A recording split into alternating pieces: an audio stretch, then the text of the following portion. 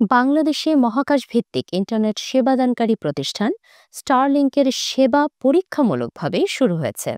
বুধবার ৯ এপ্রিল রাজধানীর হোটেল ইন্টারকন্টিনেন্টালে অনুষ্ঠিত বাংলাদেশ বিনিয়োগ সম্মেলনে উদ্বোধনী অনুষ্ঠানে যাত্রা শুরু হয় প্রতিষ্ঠানটির। সেখানে উপস্থিত সব অংশগ্রহণকারী সেটি ব্যবহার করতে পারছেন।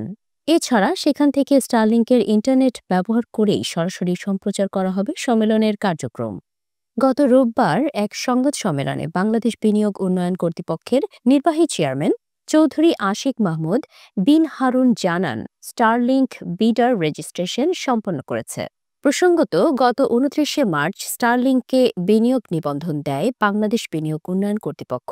এর ফলে প্রতিষ্ঠানটি ৯০ কার্যদিবসের মধ্যে কার্যক্রম শুরু করতে পারবে। তবে বাণিজ্যিকভাবে ইন্টারনেট সেবা চালু করতে হলে বাংলাদেশ টেলিযোগাযোগ নিয়ন্ত্রণ কমিশনের কাছ থেকে এনজিএসও লাইসেন্স নিতে হবে।